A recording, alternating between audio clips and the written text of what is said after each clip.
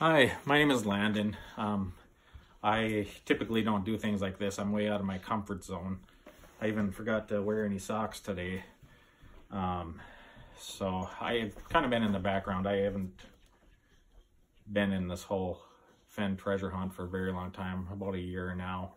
Kind of been staying in the background, and that's usually kind of the way I like it anyway. I usually don't comment too much or anything like that.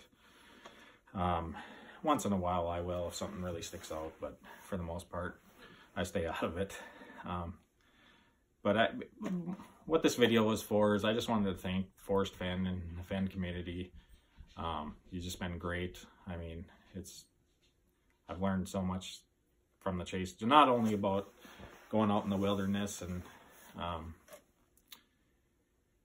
looking for the treasure, but just, you know, finding my own limits. But anyways, what I want to talk about, I just think a lot of us searchers, treasures hunters, and even the general public need to start searching deeply within ourselves to find the treasure. And a lot of the answers to the puzzles in the chase and also in life, I think they kind of coincide. Ultimately, that starts by treating others with respect and kindness, and also the environment, treating the environment, I mean, not polluting, throwing trash, things like that.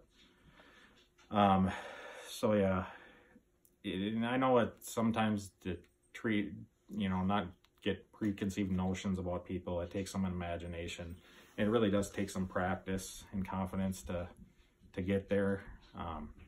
I think that's why Forrest gave us the poem, and he gave us the good map to guide us. And I think it helps to have a good flashlight, like he says, and a sandwich. Anyway, I think, you know, to treat others with respect, I mean, it has to just start at home, you know. We just have to be kind to our family, caring, and they deserve respect too, and your time as well. You just never know what kind of experience a person has had that's shaped their life. I found out a lot about people that, you know, me working as a nurse, you know, yeah, it's easy to get a preconceived notion, like, or to stereotype, but once you usually find out about the person, they're really, I mean, they're just like you and I. They've had interesting life experiences, and yeah, it's great to just learn from them. Basically, you know, I also just wanted to apologize to Forrest Fenn. I've sent him so many emails, and he's replied to 3 of them, usually kind of vague responses, and that's fine. I don't expect that. I actually find his emails kind of funny because they're just, I think the only time he really emailed me is when I was probably about to get myself in trouble. So I think he maybe hinted to keep me out of trouble, and I was probably heading in the wrong direction. I don't know. But anyway, one thing I really enjoyed most about the whole treasure hunt is sending Forrest my just day-to-day experiences. I don't really look, maybe I have looked for answers on some of the emails, but for the most part I just kind of just send him photos of my day-to-day life, and I think he enjoys that. And I think that I think searchers should keep doing that, as far as I know, unless he tells different. But I do feel like he likes to know about his searchers and, you know, what's going on in their life. Maybe not every day, but I just don't, we shouldn't expect him to respond. But yeah, I think the Forrest really created the chase to try to get us out of our comfort zone and find out what we're capable of and what our limitations are.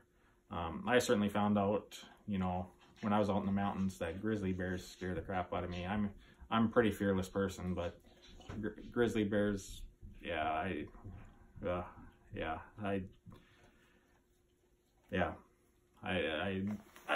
don't want to ever see grizzly bear. And also when you go out in the mountains, you know, when I look on Google Earth, it looks like they're not very steep.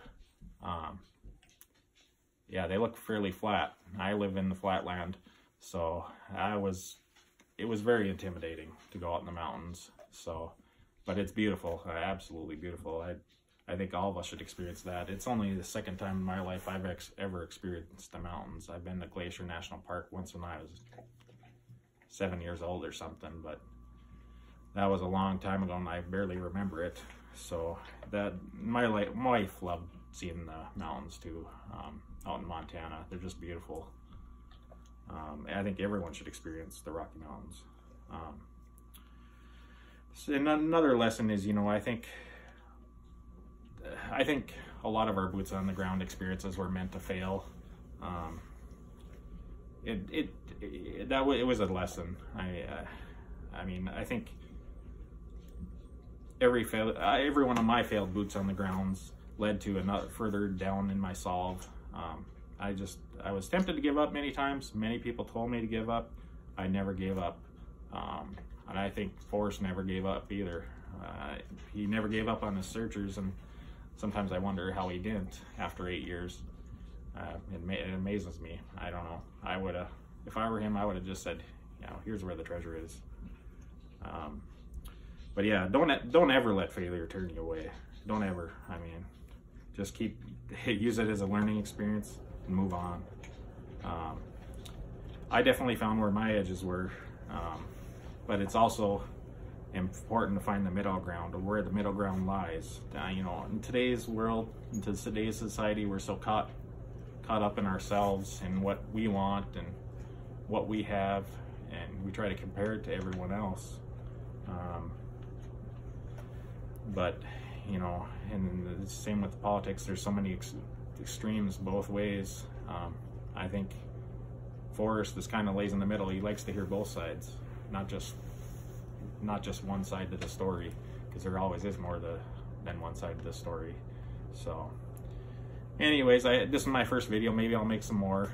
I probably will in the future, but yeah, it's I just want to let the Fenn community get to know me a little bit. So thank you, Forrest. Thank you, all the searchers. Hopefully we'll see more YouTube content. I watch a lot of it, so probably too much. I probably should actually curtail a little my activities. So anyways, thank you guys. Bye.